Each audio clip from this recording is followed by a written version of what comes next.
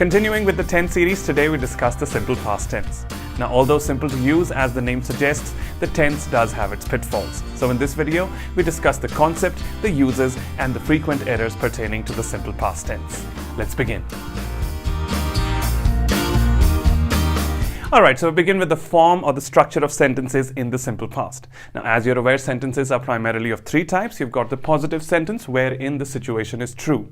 Then you have the negative sentence wherein the situation is not true. And then you're left with the interrogative sentences wherein we ask questions whether the situation is true or not.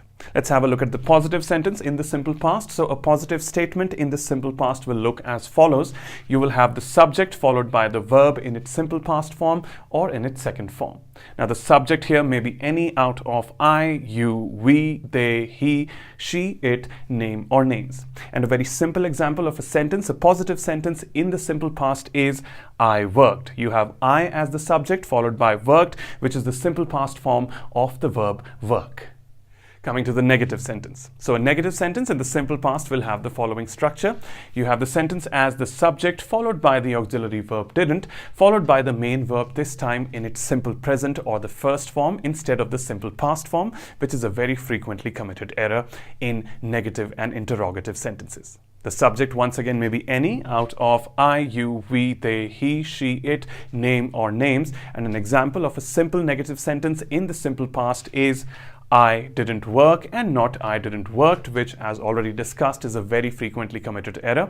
And the reason behind this error is quite understandable too, which is that some users innocently tend to believe that since they are speaking of the past, then every verb in the sentence, be it the auxiliary verb or the main verb, needs to be in the simple past, whereas actually this is not the case. Coming to the interrogative, which is all about asking questions, we have the sentence structure in the simple past as the auxiliary verb did, followed by the subject, followed by the verb once again in its simple present form. And you have an example of the same as did I work and not did I worked. Now let's quickly take a few examples to compare the three forms. You have the positive sentence as she stopped, which in the negative turns to she didn't stop and not she didn't stopped. You have the interrogative version of the same as did she stop instead of did she stopped. Taking one final example, this time you have the positive sentence as the teacher chided, which is to say the teacher scolded. Now this sentence in the negative turns to the teacher didn't chide, and you have the interrogative version for the same as did the teacher chide. Now all this culminates into what I like to call the golden rule, which is something that I use in most of my answers pertaining to the simple past on Quora as well. This rule is a formidable guideline to help you avoid any errors in the usage of the simple past. What is this rule? Let's check it out. So the rule reads, in a sentence where both the main verb and the auxiliary verb are present, it is always the auxiliary verb that acquires or reflects the simple past tense, leaving the main verb in its simple present or first form. Now, essentially, it's your negative and interrogative sentences that comprise both the main verb and the auxiliary verb. So let's take the example of a negative sentence to illustrate the working of the golden rule. So let's once again take the previously discussed example of the negative sentence, I didn't work. Now, as the rule suggests, that it is always the auxiliary verb that acquires or reflects the simple past tense. And this is very true in case of this sentence as well. You have the auxiliary verb over here as didn't, which is followed by the main verb, that is work. Now, originally, this didn't was in its infinitive or simple present form of do, but do turned into didn't in order to reflect the simple past in the negative. And it is because of this, since we already have an indicator of the simple past over here, which is the auxiliary verb didn't, we allowed the main verb work to stay in its simple present form. Similarly, we come to the interrogative sentence wherein you have your auxiliary verb do, this time changing to did in order to reflect the simple past tense. And it's for the same reason why we allow the main verb work to remain in its simple present or first form. Now, all you need to remember is that you need only one indicator in a sentence and not two to reflect the simple past tense, which is always the auxiliary verb and not the main verb. And with that, we come to the end of this section. If you feel you need a brushing up of your auxiliary verbs, you may go ahead and click on the link above to the video. For now, let's move on to the next section. Alright, so sometimes the spellings of the verbs in their simple past forms can become somewhat of a concern. Let's have a look at a few rules to address the same. Alright, so we begin with the basic first rule, which is that most verbs only require the addition of ed towards their end in order to turn into their respective simple past forms. We have some examples such as walk, which turns into walked. You have work, which becomes worked. Help turns into helped. Similarly, wash becomes washed, and rain turns into rained. However, do note, if you already have the presence of e towards the end of the verb in its simple present form, then all you require is the addition of d at the end to turn the verb into its respective past form. You have some examples here as well, such as liked, hoped, dined, declined, and decided, some examples of verbs which originally have an e towards the end in their simple present forms. Now, before getting into rule number 3, a quick primer on vowels and consonants. Now, what are vowels? Vowels are your 5 letters, namely A, E, I, O, U. And the remaining 21 letters in the English alphabet serve as your consonants.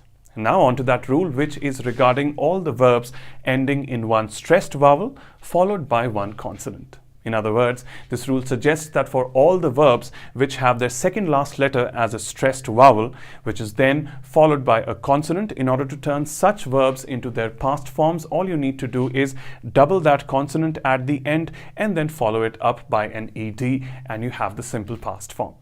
Taking some examples here, you have the verb shop. Now, when you say the verb shop, your stress or the emphasis in the pronunciation lands on the vowel sound O as op. Hence, in order to turn that into its simple past, we're going to double up that P at the end and follow it up by ed, and you have the simple past as shopped. Likewise, you have another case over here, which is plan. Now, over here, the stressed second last letter is the vowel A, which is then followed by the consonant N. When you say the word plan, your emphasis lands on A, giving you the sound of an. So you have the simple past once again as the doubling of N followed by ed as planned. And finally, you have a similar case again as refer. Now, over here, the second syllable fer resembles the vowel sound And likewise, you have the simple past form as referred. We double the consonant R and we add ed towards the end. However, this rule does come with a caveat, which is that if the final letter or the last consonant in the verb is any out of W or Y, then this rule doesn't apply. Oh, that rhymed. Let's get to some examples over here. So we have the first example of the verb as show. Now, although you have the second last letter as the stressed vowel O, but since it's followed by the consonant W after it, we will not have the doubling of the W, rather just the addition of ed towards the end, and you have your simple past version as showed. Likewise, in case of the verb annoy, you once again have the emphasis or the stress on the second last letter, which is the vowel O. But since it's again followed by the consonant Y, we won't have the doubling of Y in this case, and you have the simple past with the addition of ed as annoyed. Another scenario wherein we do not have the doubling of the final consonant is when the last syllable is not stressed.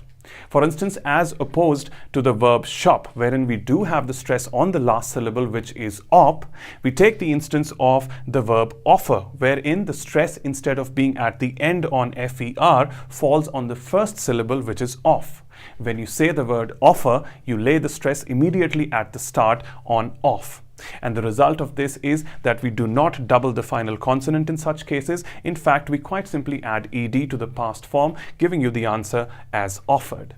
Likewise, when we say the verb wonder, once again, instead of the stress following on the last syllable, which is der, it falls on the initial stages, which is on one, the first syllable one, and hence, as a result, once again, you do not have the doubling of that final R, instead, just the addition of ed to get the past simple form.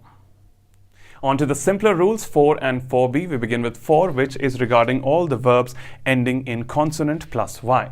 In other words, the rule suggests that for all the verbs which have the second last letter as a consonant, which is then followed by a y, in order to have the simple past form, you're going to add an ied towards the end. Let's take some examples. You have the verb try. The second last letter R is a consonant, which is then followed by a y, and you get your simple past form by adding ied as tried. Likewise, you have the verb study. Once again, the second last letter is the consonant D, which is followed by Y. We add an IED to get the simple past form as studied. And finally, we have hurry. Again, you have the second last letter as the consonant R followed by a Y, giving you the simple past form as hurried with an IED. Nonetheless, if you have the vowel following a Y at the end, you're going to add an ED instead of the IED. Let's have a look at some examples. You have the verb play. This time you have the second last letter as a vowel, which is then followed by the consonant Y. You get the simple past as played with the addition of ED. And finally, we have employ. Once again, the second last letter is a vowel, which is then followed by a Y, giving you the simple past with the addition of ED as employed. And with this, we come to the end of the section on the conversion of regular verbs into their simple past forms. Before proceeding, a quick look on the irregular verbs and their respective past forms. Now, so far, we've been discussing regular verbs. Regular verbs are all those verbs that follow a fixed pattern of changing from one tense to the other. A very common example of such a fixed pattern is the addition of ed towards the end of a regular verb in order to turn it into its simple past tense, as discussed in the previous section. In contrast, we have irregular verbs. Irregular verbs are all those verbs that actually do not follow a fixed pattern of conjugation or of changing from one tense to the other. Let's have a look at some of them. So we have here examples of some commonly used irregular verbs in daily life. Notice that they do not take the ed towards the end to turn into their simple past form. We begin with the first example, which is fall, that turns into fell and not felled in its simple past. Similarly, you've got buy, that turns into bought and not buyed.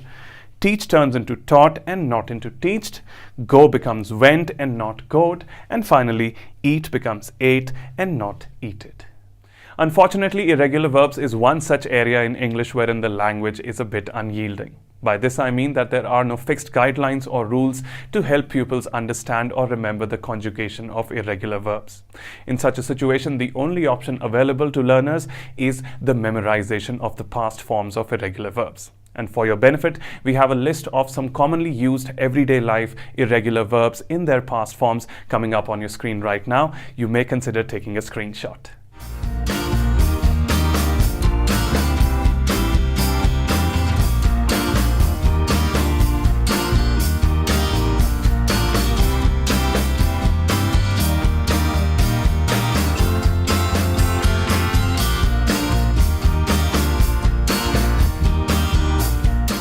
Alright, so with that out of the way, I think we can move on to the uses of the simple past tense. Let's go. On to the uses of the simple past tense, we have the common applications as in the case of short, quickly finished events. We have an example as Janet booked the flight tickets last night. You have booked as the verb in your simple past. Another application of the tense is in case of longer situations in the past. For instance, you have the sentence as I spent all my childhood in the hill town of Shimla. And finally, the tense also finds application in case of repeated events in the past. You have the example as every year Beth's birthday was celebrated with pomp and show. You have celebrated serving as your verb in the simple past. Now, despite these simple guidelines of usage, there's often a tendency of getting the simple past and the present perfect mixed up. Let's try and chase away the confusion, shall we? So mainly two fine points to be discussed under the heading simple past or present perfect. Starting with the first one, which says that we prefer the simple past tense over the present perfect when we wish to talk about when things happened. This is to say that when we are dealing with finished time expressions, then our preferred tense will be the simple past and not the present perfect. Let's have a look at a few examples. So the first one reads, I saw the film last week. You have the finished time expression over here as last week. So this sentence is concerned about the when. Hence, you correctly have the usage of the simple past as I saw and not the present perfect as I have seen the movie last week. Taking one more example over here, which reads, did you pay the bill on Sunday? Now, this Sunday is the finished time expression. It's the past Sunday, and hence you have the usage of the simple past once again as did you pay and not the present perfect as have you paid the bill on Sunday, because this once again is also concerned with the when, and the when over here is Sunday. On the other hand, the second point reads that we prefer the present perfect tense over the simple past when a past event has relevance or effect in the present as well. Let's take an example that reads, I have seen the film and I can tell you the story. Now this time the sentence I saw the film has changed into the present perfect as I have seen the film. The reason for that being that the past action or the seeing of the film this time has a consequence or an effect in the present as well, which is that the speaker can tell the listeners the story. The speaker has used the present perfect over here with the intent that he or she wishes to suggest a connection of watching the film in the present as well.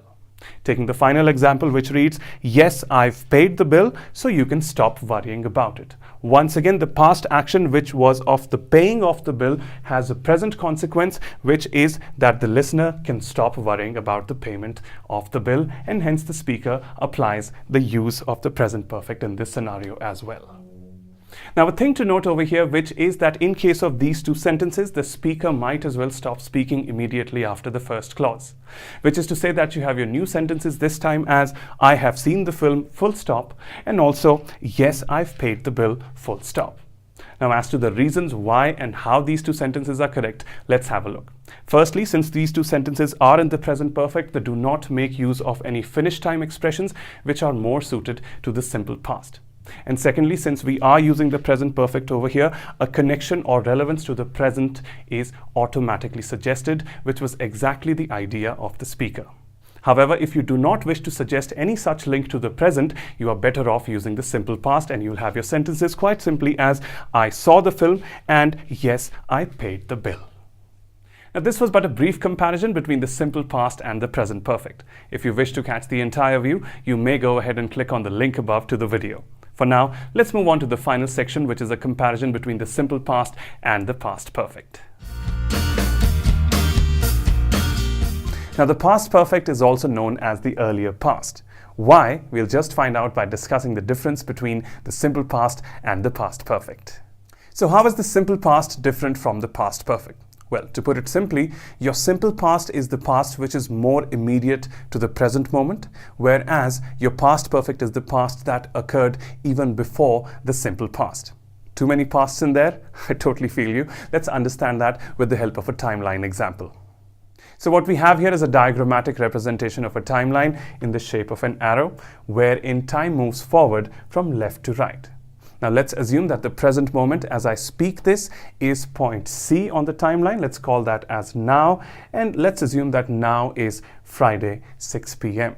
Now from the perspective of point C, point B, which is the immediate past, that's Friday 4 p.m., 2 hours prior to Friday 6 p.m., this point in time is going to serve as the simple past because it's an immediate vicinity to point C.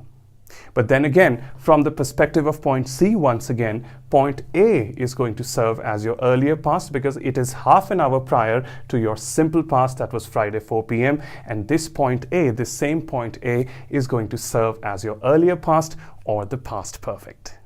Let's understand that further with the help of an example befitting the timeline. The example reads, by the time we got to the airport, the flight had departed.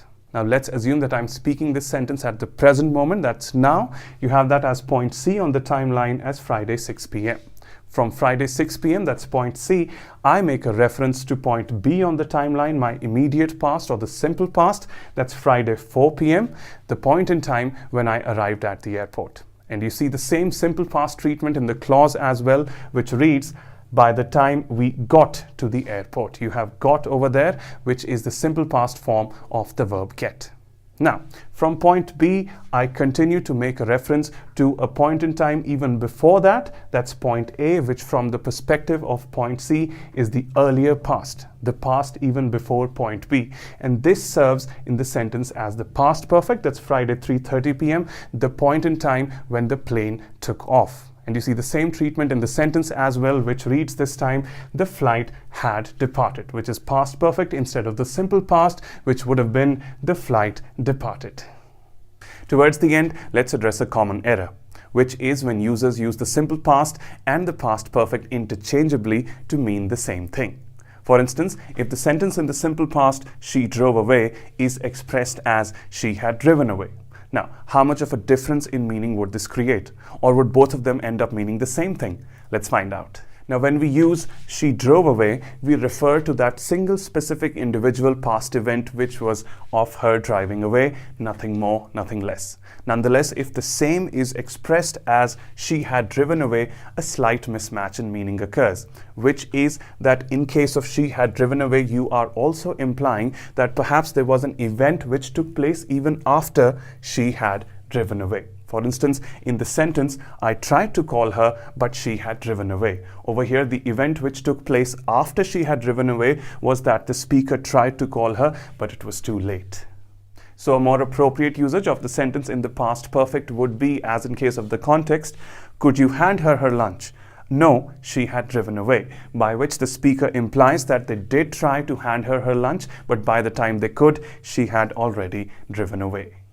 So all put together, what we have is that you're going to use the simple past to refer to single, specific, isolated events in the past, whereas you're going to use the past perfect to refer to a series of events in the past, with the past perfect used for the event which took place earlier or took place first. So this was the snapshot version of the simple past versus the past perfect. If you wish to catch the full view, you may go ahead and click on the link above to the video. For now, this is it for this presentation. I hope you found the contents useful. If you have, please go ahead, like, share and subscribe. I'll be back with more useful stuff soon. Till then, thank you so much for watching and continue supporting. Take care.